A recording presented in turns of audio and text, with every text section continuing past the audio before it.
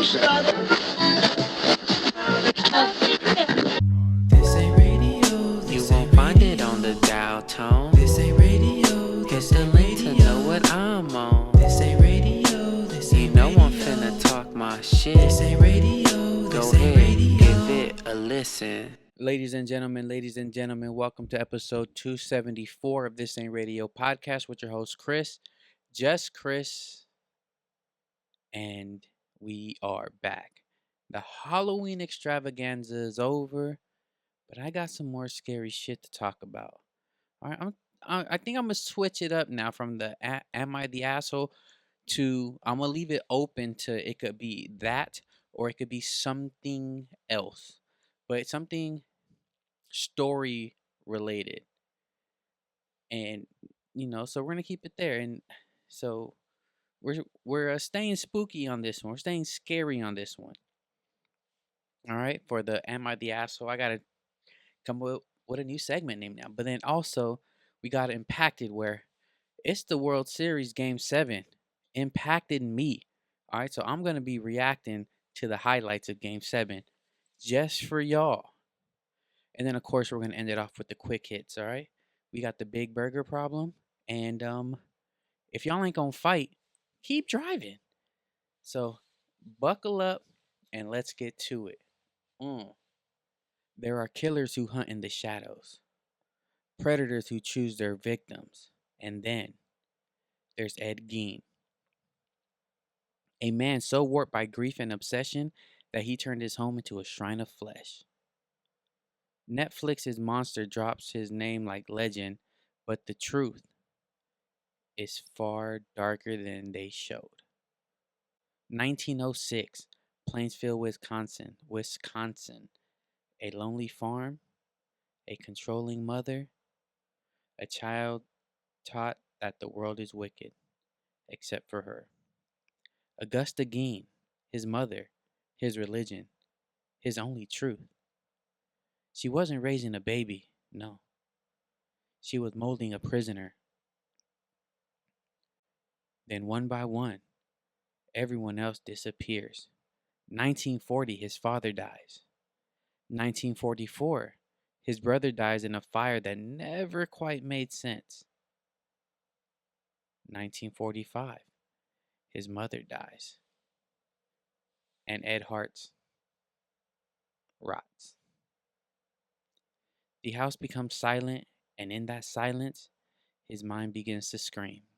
1947 to 1957, Ed walks among the dead. Fresh graves, cold earth, bodies taken from their resting place and delivered into his nightmare. He peeled away faces, stitched skin into clothing, turned skulls into bowls, made lampshades out of flesh, all to rebuild the one person he could never let go, his mother. He didn't want a victim, no. He wanted a resurrection. Despite the horror inside the farmhouse, only 2 deaths are certain. Mary Hogan, 1954, a tavern owner, gone without a trace. And Bernice Warden, November 16th, 1957. She was a hardware store owner.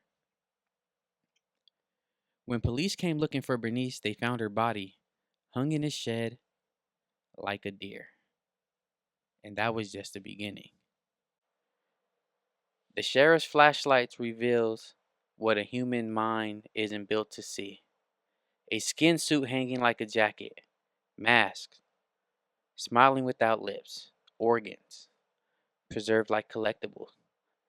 This wasn't murder. This was a ritual. Grief turned into madness. Madness turned into creation. Ed confessed calmly, almost politely. He never understood the horror in front of him. Doctors declared him insane, and for the rest of his life, he stayed locked away in a hospital instead of a prison. On July 26, 1984, Ed Gein dies. But his legend, now that survives. And then Netflix went and made a show out of it, right? And they twisted the reality a lot. They took a lot of creative liberties. They took a lot of creative liberties, right? Monster wants you to think he was another Dahmer.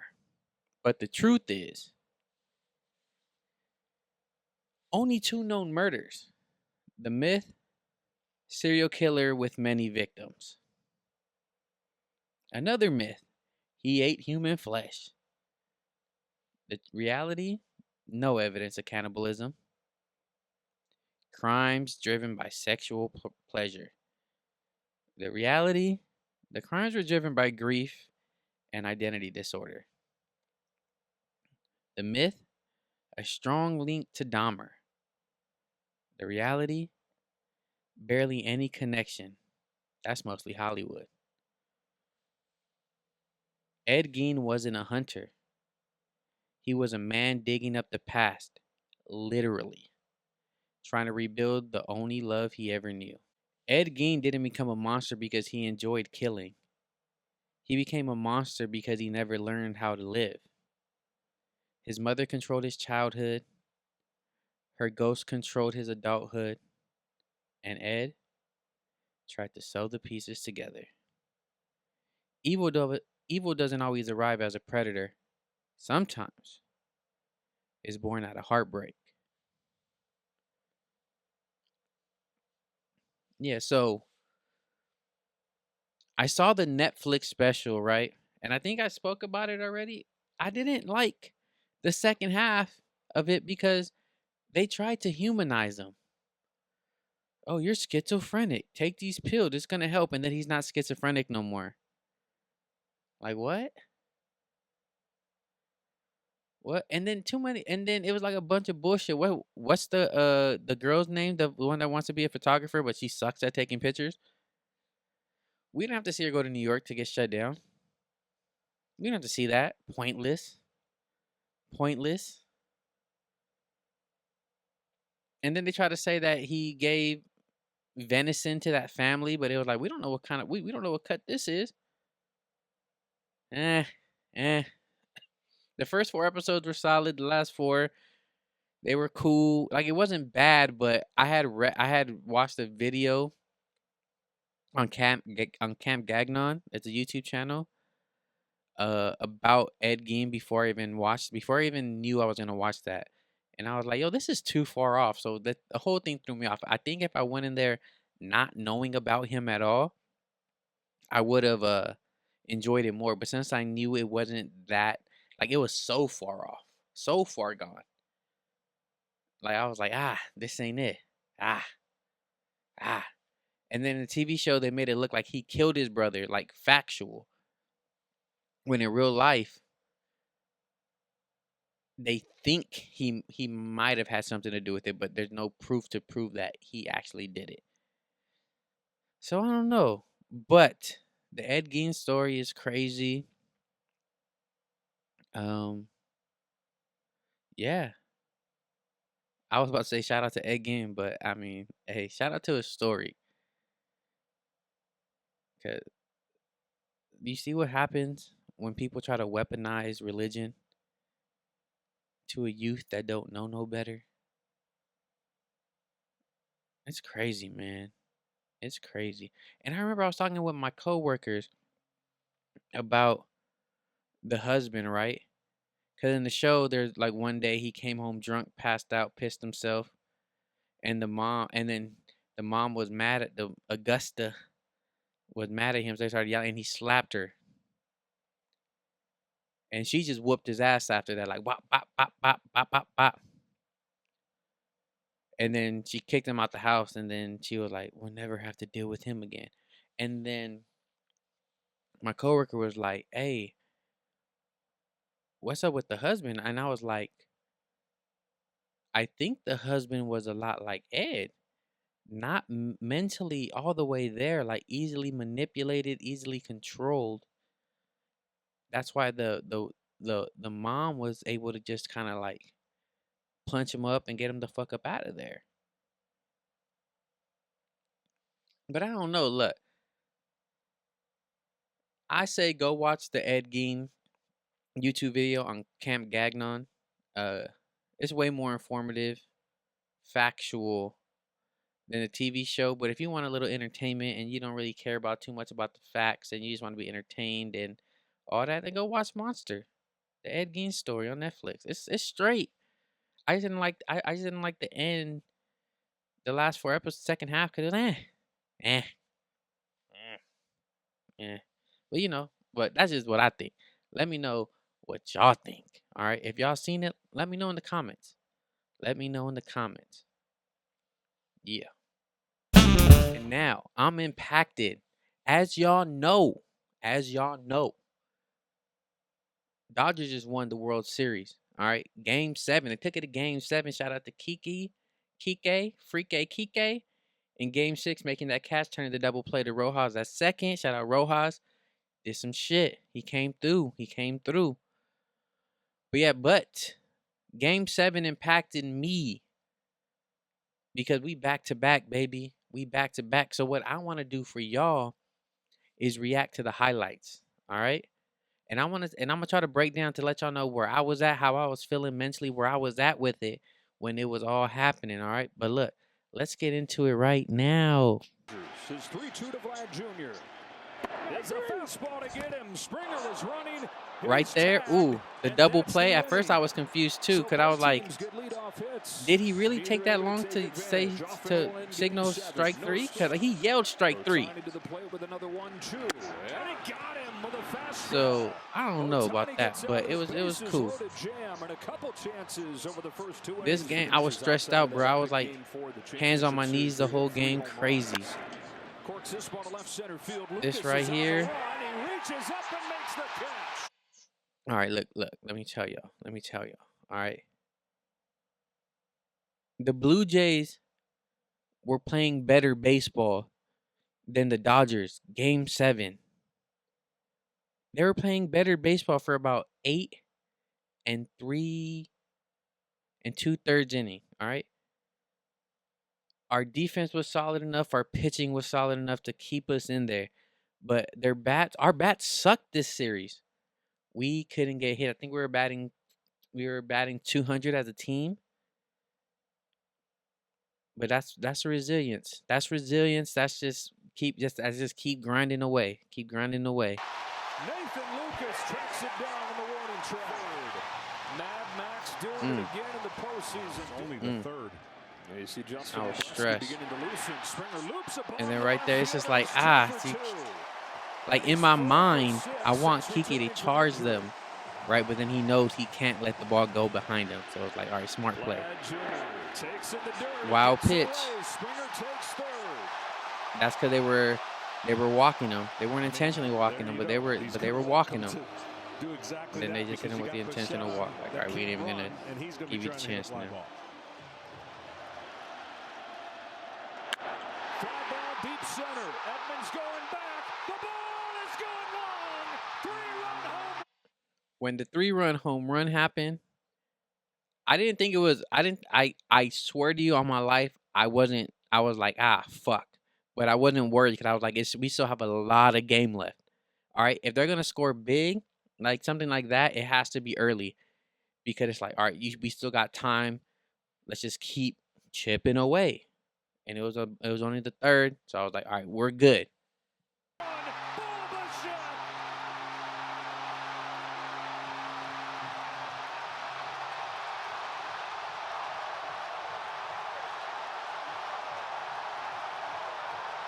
The Jays on the board first.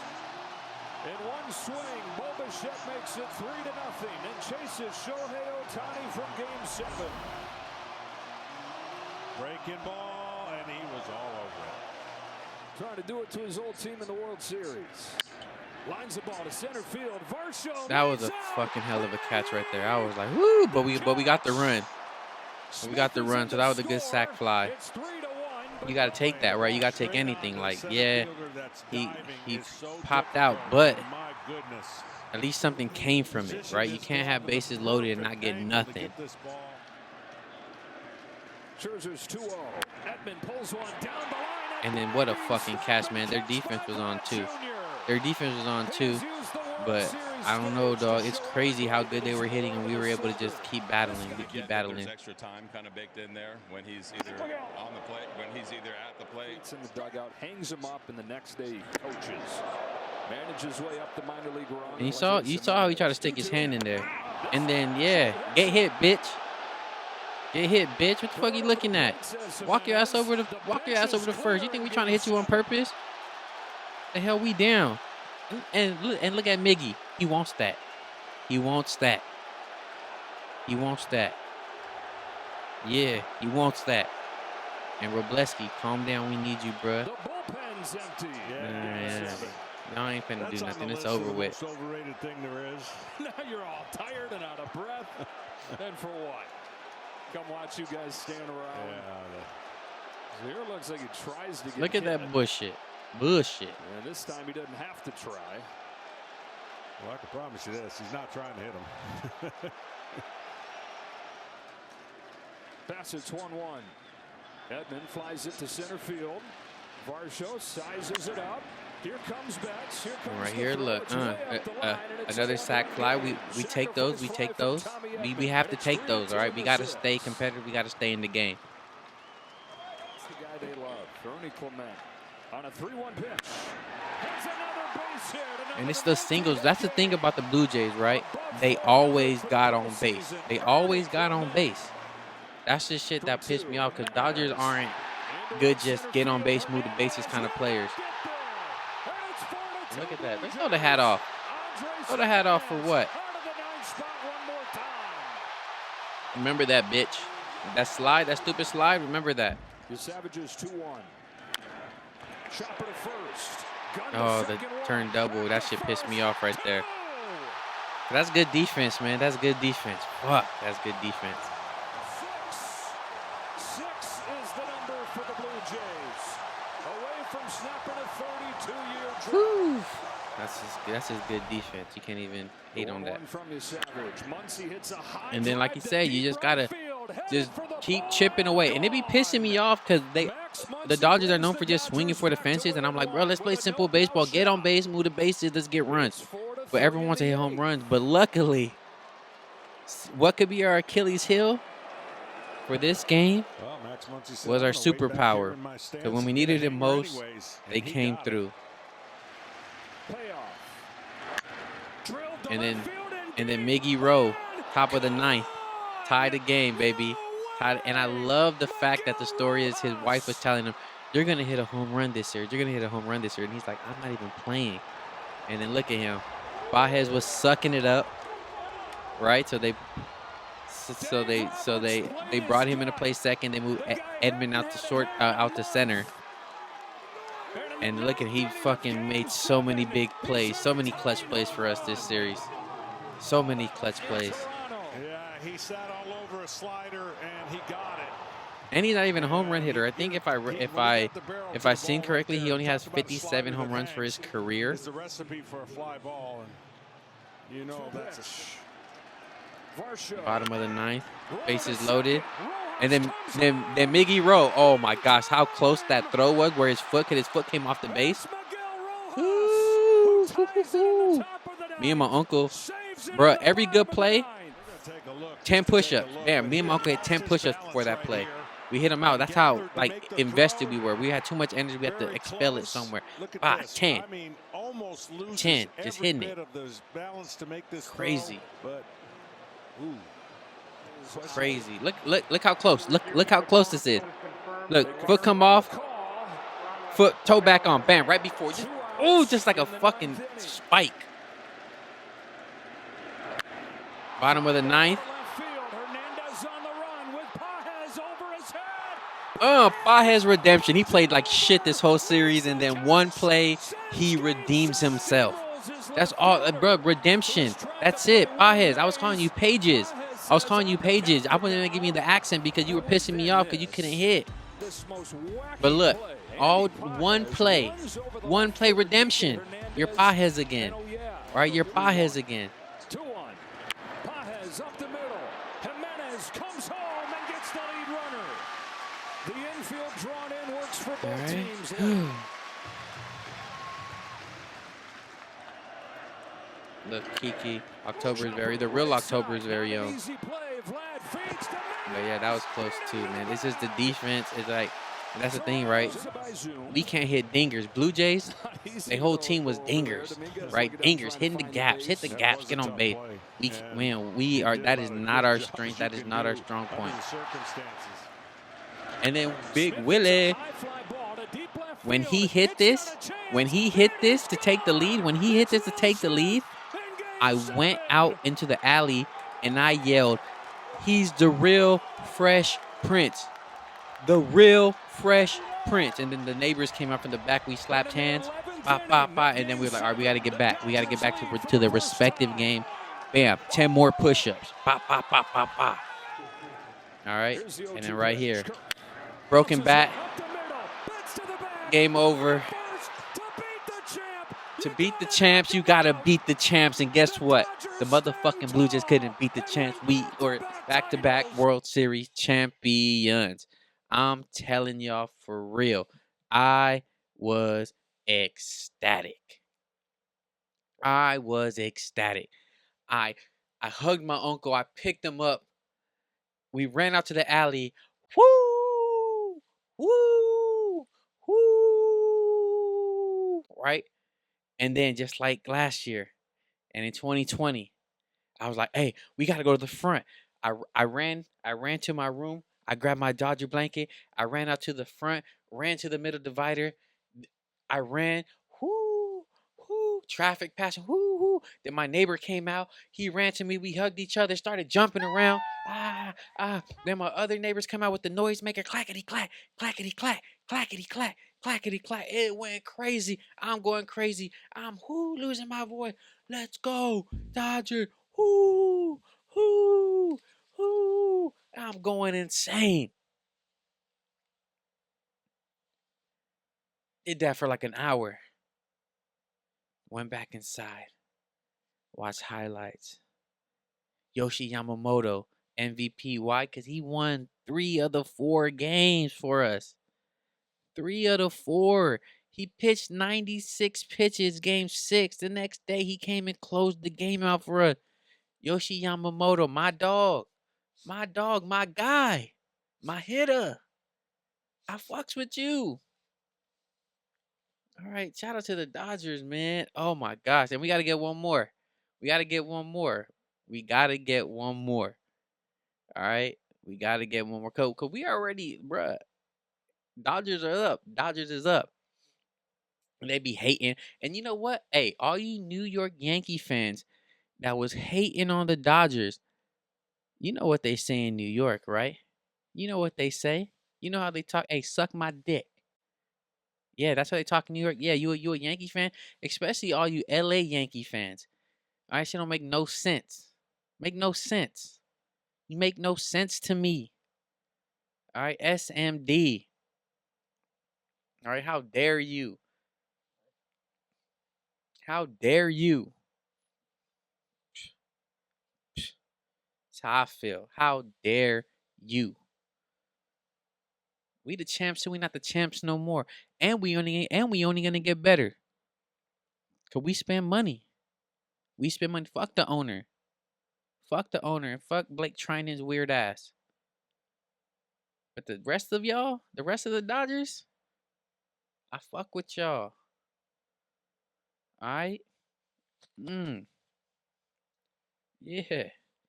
Yeah, we the champs, so we not the champs no more, baby. Yeah. Now, on to the quick hits. Alright, so last week I went to Disneyland with my girl. Alright, with my girl. With my girl. With my girl. Right? First time in 20 years.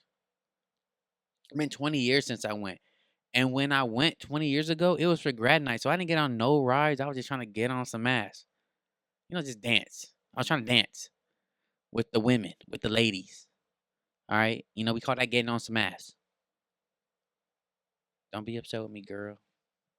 That was 20 years ago. You're the only ass I'm trying to get on now.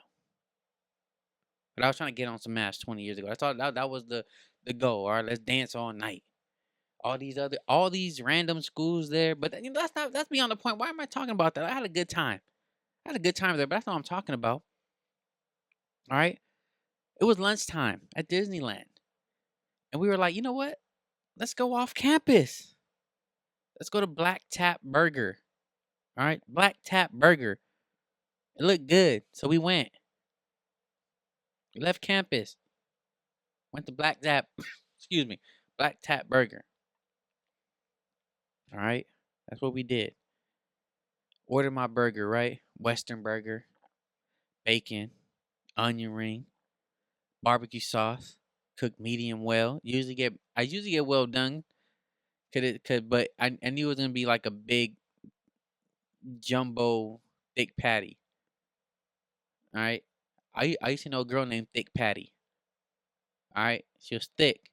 Her name was Patty. Thick Patty. That's how my burger was. Had a thick patty. So I don't want a well done thick patty. I was like, give me medium well. But most of my burgers well done though, because first it's ground beef. Unless you're eating some exquisite meat, you get your ground beef well done. All right, don't be weird. So it came, looks beautiful. It's the one that's you get it and it's not closed, it's open, and the lettuce and shit is on the side. And that's my problem right there. Whenever it's open and the lettuce and shit is on the side, that's the big burger problem. The big burger problem. All right? When the burger's too fucking big, that no matter how you break it down, it's going to be a messy eat. All right? And then whenever the big burger problem, it's always the bottom bun gets soggy fast. Right? So you got the big burger problem is a problem, right? The food was fire. It was good. It was just too messy, right? It's just too much going on. It's the big burger problem. And I had a problem with the onion ring. The onion, I bit the onion ring, the whole onion, and I bit the onion ring with part of the burger. And I'm thinking like, okay, cool, I'm going to get the piece of the onion ring. No, the breading stayed in the burger. The whole onion came out. And I'm not going to do the whole onion in one bite. No, no more onion. Just the breading now. The burgers don't need to be that big. All right. I know it's expensive, so you're trying to give us our money's worth. And I appreciate getting your money's worth, right? Because I ain't no baller, shot collar, 20-inch blades on the Impala. All right. All right. But it's like too big. Messy burger. At least get a thicker bun so all the juices don't just seep down to the bottom, and then you got the soggy bun on the bottom. That's all I'm saying. The big burger problem. But sometimes it's too big. You can't even get a full bite. Right? And it's just, I don't know, bruh. It's a big burger problem. It's a good problem, I guess, but it's still a problem. All right? I can't be the only one that thinks the big burger problem is a problem. I don't know. You let me know. All right? And then my other quick hit. Road rage. All right, look, I'm a cuss you out in my car kind of person, but in the privacy of my car, like I'm cussing you out, but I'm not like running up on you, driving up on you, looking at you, rolling down my window, cussing you out. All right, I'm not. That's not me. I be sitting in traffic, so I get annoyed after a while, especially when traffic is really bad. So I might cuss you out if you on some bullshit, right? You driving too slow when like there's a little like speed up a little bit. I understand you don't want to speed up too much when there's like little pockets of like space in traffic, because it's like I'm trying to keep a steady pace. I get that, but it's like you're going too fucking slow. Like, bruh, move your bitch ass over. Yesterday I went to Sprouts, right, because I had to get my shit, and I'm driving home, and I'm in the lane waiting to get to the turning lane, and a car cuts me off. Whatever, I'm not tripping. I'm like, okay, it's a green light. We're gonna go anyway. We're straight. Motherfucker stops, and he stops next to the car next to him, and they start talking shit, and I'm about to honk my horn, and I'm like, they're arguing. My girl's on the phone, so she could attest to this if y'all don't believe me. And they're just talking shit, and then I rolled out my window and I start yelling, "If y'all not gonna fight, drive. If y'all not gonna fight, drive. What are y'all doing? If y'all are not going to fight, drive." Then they took off driving. Why? Because motherfuckers, y'all ain't gonna do shit. So y'all wasting y'all breath. Just cuss in the car to yourself, like I do, like a regular ass human being. All right. If y'all not gonna fight, drive. Don't hold up traffic trying to cuss each other out just so y'all could drive away and nothing happened. Nothing happened. Nothing happened. Drive. If you're not going to fight, drive. And then I actually got a third one today. Gift and a curse. Another gift and a curse, right? It's like the big burger problem. Gift and a curse. I got another one. The gift. I didn't end up going to go get fast food for dinner today. Why? Because of the curse. I just spent too much money. So today I went to go fill up the tank, right? I got the little four cylinder. Almost $50. Almost $50 to fill up the four cylinder. So I was like, I spent 50 plus whatever I spent earlier in the day. Yo, I can't. I shouldn't go. So what I do, I came home, I made potatoes, and ate some leftover chicken. All right, the gift and the curse, but golly, bruh, $50 to fill up my four cylinder. I'm eating chicken and potatoes every day now. Broke. Help me, I'm poor. But yeah, look. But I'm good though. I'm good. All right. I just have my yearly review at work today. Only positive things are said about me. Only positive things. All right, cause I'm a good worker. All right. So I have my moments where I might get a little lazy, but more times than not, I'm getting shit done.